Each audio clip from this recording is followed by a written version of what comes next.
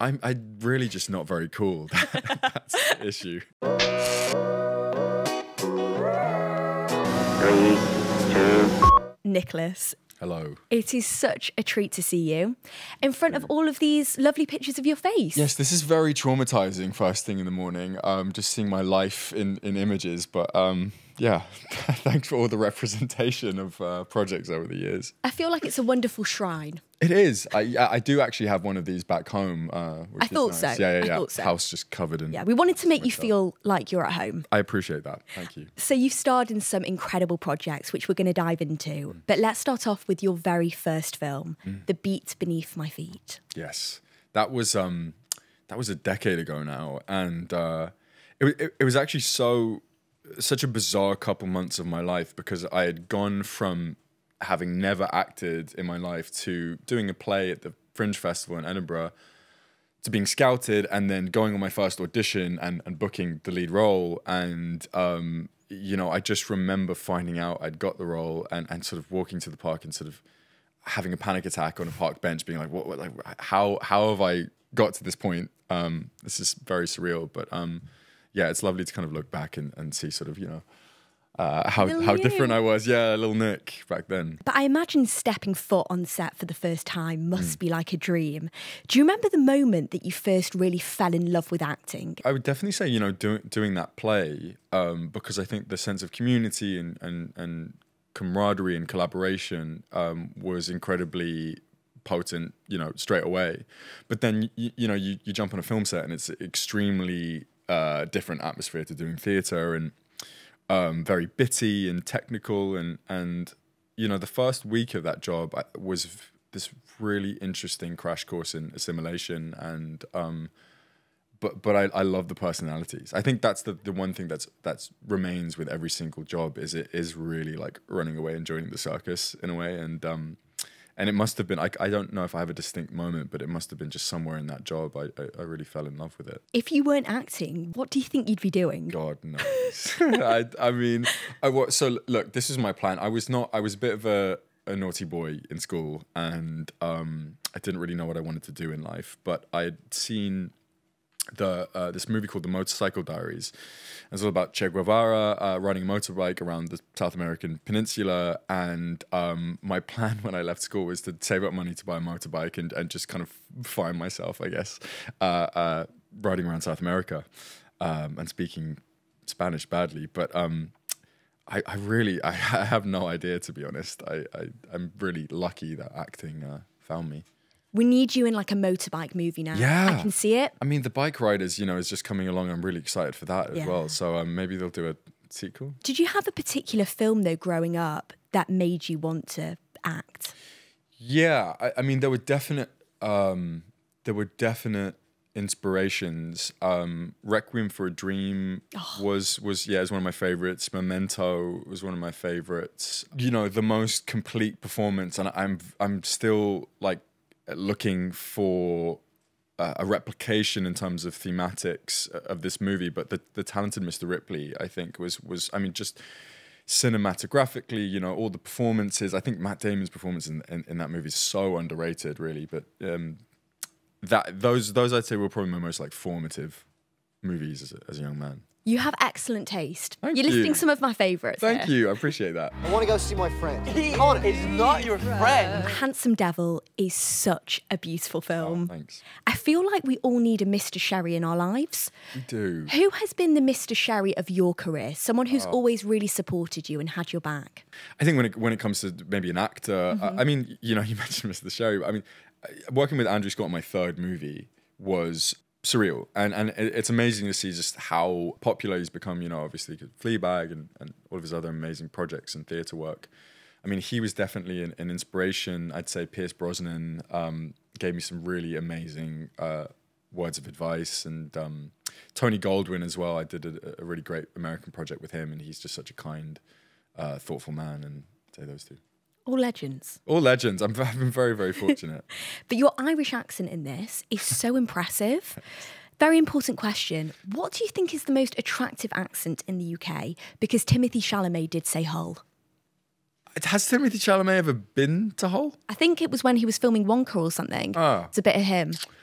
I don't want to insult the people of Hull. I'm sure everyone has their own thing. Timmy's is the Hull accent. I mean Irish is definitely, it's up there. I like a Scouse accent, to be honest. It has like a charm to it, I think. I like Scouse as well. My brother-in-law's Scouse. There you go. It's cheeky. It's like a cheeky accent. You feel very relaxed with a Scouser, I feel like. The people of Liverpool will be very happy right now. I can almost hear them screaming. They're a passionate bunch as well. So it's better to be on their good side than their bad side. We've got to talk about Purple Hearts. Thank you for ripping my heart out with that film. It's an emotional one. It is. What are some of your favourite romantic films? Oh, wow. I mean, there's like that, there's a golden era of rom-coms, with like Notting Hill and Four Weddings at a Funeral and Pretty Woman, I love. If you were to sort of go the more emotional route, I mean, I love Blue Valentine. Actually, it's funny because it is kind of a rom-com, but I think it's actually a love story between a father and a son. About Time is like a movie that just constantly makes me cry. Makes me grateful for my relationship with my father as well. But something on the more light-hearted side is one of Julianne's incredible sort of romantic movies, which is Crazy Stupid Love. I can watch Classic. that on repeat. So wholesome. The twist at the end when they're all like at each other. Good. It's so good. Such a stacked cast as well. Are you a crier when it comes to films or TV though? Oof. I'm actually not. And I'll actually provide an additional answer to the last question, because the last sort of romantic movie that really made me bawl was Past Lives. That movie wrecked me. And I think it was like because I hadn't cried as well for watching a movie in a while. I was at one of these sort of awards parties things, and I saw Greta Lee across the room, and I was like, I don't usually, I like to kind of leave people alone at those things because they hear, people complimenting them all day. But I was like, okay, I've got to say something, and I chatted to her for a bit and told her how deeply affected and moved I was by her performance. I really, I'm rooting for all of the cast and Celine Song as well. I think it's an astonishing movie. What have been some of your most surreal moments from events like that, where you're meeting all these people? Seeing Julianne Moore across the room and going, oh, there's Mum. I'll go and say hi to her. I mean, that's a bit weird, to be honest. And I think there's a tendency, as I've been doing this a while, but I still feel sort of quite young in my career. There's a tendency to feel like you don't belong at those things, and there is this sort of inner circle that feels kind of eternally out of reach. But we were talking before about how kind Julie is, and I think having people that really try and normalize these sort of very bizarre situations, I'm extremely grateful for, and luckily I have a few people now in the industry who are that for me. I said it yesterday and I'll say it again. She's mother. She is mother. She is mother. She is. Get out of the car. You can't tell me what to do! Yeah, no, you can't. Okay, I'm sorry that I looked at Mrs. Riley and lightly grazed her left tit, all right? Move, you prick! One of my top 5 films of last year was, of course, Bottoms. Oh, it's so good, isn't it? Jeff. Jeff. Oh, Jeff. Jeff gets a lot of hate, but he was so much fun to play. And, I'm such a tiny part of that movie. It's so, Io's and Rachel's. And I'm like, I'm so pleased that the extreme amount of success and praise they're getting for their amazing comedic timing. But it was such a challenge for me because I'd never done like an out and out comedy like that, and it's really scary, like trying to make people laugh. You almost have to forget all about that and just like be present and tell the truth. And I actually learned a huge amount from both of those amazing young women. Well, this cast is like my dream friendship group. Yeah. Please tell me that you've all got a Bottoms group chat that's still active. We do. It pops up every now and again, and I've remained close friends with a bunch of the cast. I mean, I love them all, and you know, everyone, like Kaya Gerber, I mean, who knew? She's had like dry line delivery, it was so great. And Havana Rose Liu, Ruby Cruz, I mean, they're all super talented. I know what you mean. I feel like I'm not cool enough really for their group. You know? I definitely wouldn't be cool enough. Yeah, I'd be like the kind of the weirdo in the corner who's like the hanger on. But they sometimes return my phone calls, which is You're in the group chat. You're in there. barely hanging on by a thread. Who's the most active member? I mean, I feel like Io's always like saying something quippy in the chat. Like she's always just posting like just weird articles or something like that. I'm always like trying to schedule meetups and like no one ever responds to me, it was so sad. Yeah, I know. That breaks my heart. I'm really just not very cool. That's the issue. But I feel like that cast, you know, it's like kind of the new it girlies, the new it boys. How much of a joy is it to see the likes of Io and Rachel just like thriving right now? Yeah, I mean, I'm so proud of them. I have no right to be, because, you know, they've been on this journey well before they knew me. But like, I think it's important to note that, you know, take Io, for example, you know, winning all these awards for The Bear. Like, I mean, she was doing stand-up in empty rooms for, you know, many years. She's worked so hard to be where she is, and I'm so immensely proud of the both of them. And I distinctly remember that on set. You know, Rachel was a producer in this project. You know, she was at the Genesis, and she put so much hard work into it. I mean, I was very fortunate where I kind of got to come in and just act ridiculous for a day. Dick. Yeah, just be a massive dick for a day. And yeah, I'm really proud of them. But it must be quite liberating being the dick. And I feel like you've done quite a diverse range of roles. Moving forward, what is on the acting bucket list for you? What's like the dream? It's funny, Julie and I were talking yesterday about sort of what we kind of look for in roles, and I think one thing that establishes a sense of longevity is versatility in picking your roles, and she is like an expert at that. And I think, you know, getting to do a comedy was super rewarding. I think, you know, I'm a bit of a sort of sci-fi fantasy nerd as well, so I definitely love to kind of fall into that, the sort of genre of it all. Yeah, I mean, I like grew up watching, you know, Lord of the Rings and Alien and Star Wars and everything. So, you know, something within that world would be really fun. We need to make this happen. Yeah, You in a sci-fi. Let's manifest it. Come on. Talking about it as thick as it gets.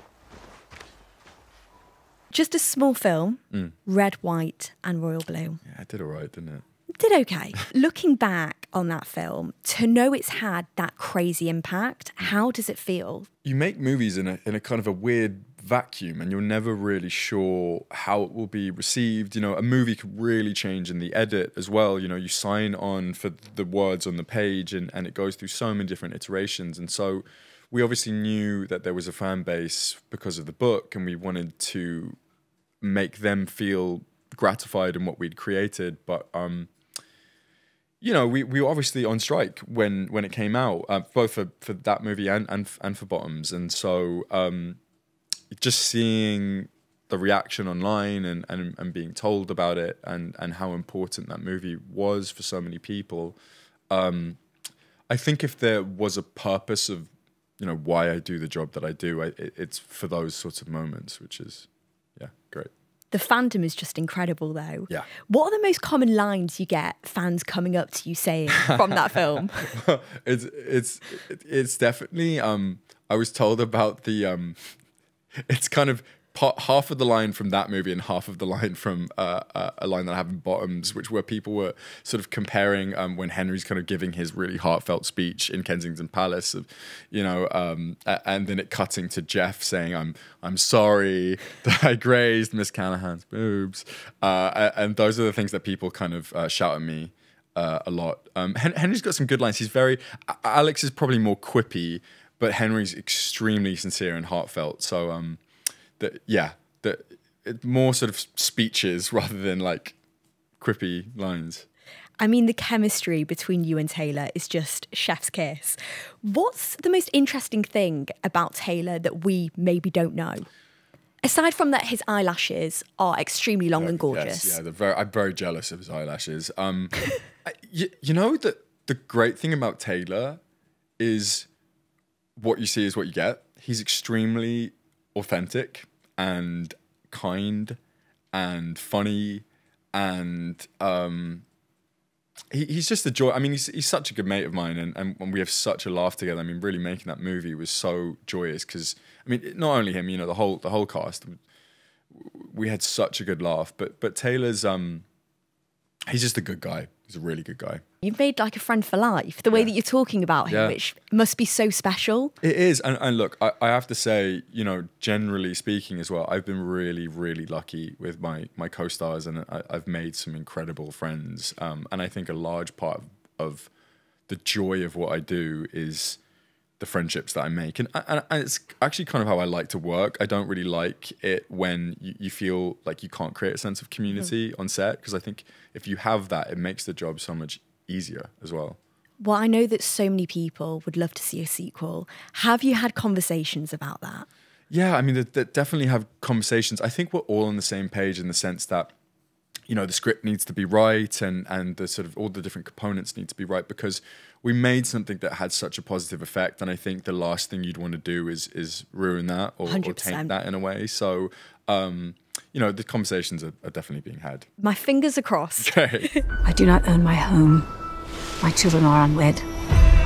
We have nothing. I haven't had a life recently because I've been so hooked on Marion George.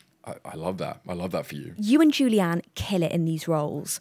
What would you say has been one of your most challenging roles to date? Because I feel like you are giving everything in this. Yeah, I mean, I'd have to say, actually, Marion George. I think, we had so little time to prep it, and English TV moves very quickly. And with George, having to sort of embody this Renaissance man, who goes off to France and learns how to speak French, how to ride horses, how to dance, how to fence. It was trying to find hours in the day really to kind of pick up these skills. And I mean, it's the most fun thing about acting is the skills that you learn for the job. But over a 6-month shoot, it was really grueling, but so gratifying. I just remember that feeling on the last day of immense pride at what we'd made. And you never know how a show is going to be received by audiences. So the thing that you do take is the effort that you put into creating the thing. What's the coolest thing you can now do because of a skill that you've learned on a shoot? I'd say riding horses is pretty cool. I'm a bit of a horse boy. I love that. Yeah, I've got to ride on a few projects, and I really want to do a Western in the future. But I had a really lucky situation where I was taught to ride on a stallion, which are like the most difficult types of horses to ride on because they're very emotional, and so I felt like I was thrown in the deep end now, and it's just like such a joy and such an ease every time I get to just hop on a horse and play pretend. And a lot of actors lie about that, the fact that they can horse ride, and you don't need to do that now. But also, that is a really stupid thing to do. Horses, if you don't know how to ride them, are really dangerous. So I don't know why anyone would lie about that. They have more confidence in their ability to learn a skill quickly if they do. But don't lie about riding horses. I think that's the lesson. So Bryan Cranston once told me that he said he is an abseiler, that he regularly abseils off buildings to get his first commercial. Mm-hmm. Have you ever lied to get a job? Never. As Julie says in the show, I have never told a lie. If I say no, that just implies that I'm naturally gifted, which is not the case. Boy. But God, I'm sure I have at some point. I've lied to not get a job as well. I've lied to not go to auditions before. That's interesting. It's funny because James McAvoy actually did an interview that kind of encouraged this sense of honesty in me, because he said he lied about really not wanting to go to auditions and making up these ridiculous excuses. My agents, found me out a couple of times and told me off. But I'm reformed now. I'm a reformed liar. But I imagine working with Julianne was just a dream. What's something you were able to take away from her as a scene partner that will always stay with you from this job? I think she keeps a level of lightness even before a heavy scene, which I think is really useful, because if you go to a dark place and kind of stay there throughout the day, then your energy just kind of drops through the floor, and you got to maintain a pace, because you know, I've done crying scenes where you are literally crying, you know, 15 times in a row, and sometimes it's like 5 a.m. in the morning, and that's what people I think maybe don't appreciate about movie making and TV making, is it's a marathon, and you're performing at really unusual times that are not conducive to being emotionally fluent a lot of the time. And so, you know, watching Judy do that, I think she's like incredibly technical, which people don't, you know, imagine about her. You know, obviously it's all about accessing emotion and showcasing that on screen, but she can move her body in a really, really subtle way, and it just completely changed the sort of energy of a scene, which is really interesting. Is there something that you wish you knew back on your first job that you know now? Oh my God, like everything. I was so green. I didn't even know what a mark was. I was just trying to absorb, you know, as much as I could. The lesson that I think I've learned, which is the most important, is, you know, once you got the lines and everything, just like throw away the scene. Whatever's written in terms of stage directions or whatever, like, you don't have to do anything. Just listen and be present. And it kind of manifests itself, you know, without you trying to force it too much. Solid advice. I mean, I'm not an actor, but I will take Maybe it. after today, you might consider You never know. a career. You never know. I wouldn't forgive myself if I didn't mention The Idea of You. Yeah. Because you've just worked with one of my heroes, the Queen of Genovia, Anne Hathaway. Yeah, I'm sure she'd love. If they're Hathaway, they're Hathaway. That's what I say. She's not Anne Hathaway to me. She's always Anne Hathaway. Always. I love that. How excited are you to share this one?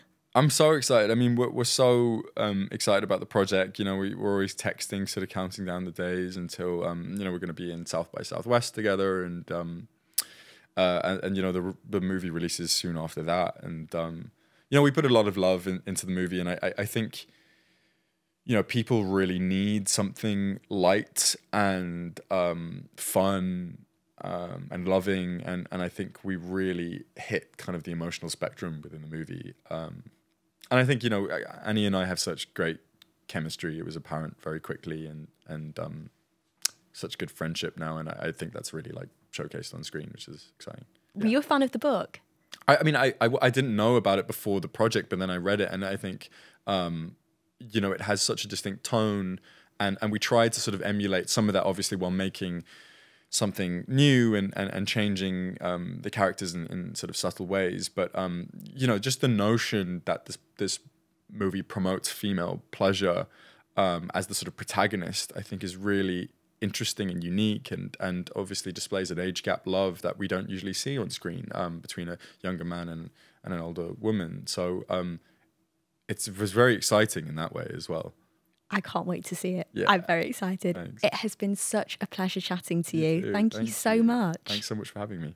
Is Hits Radio.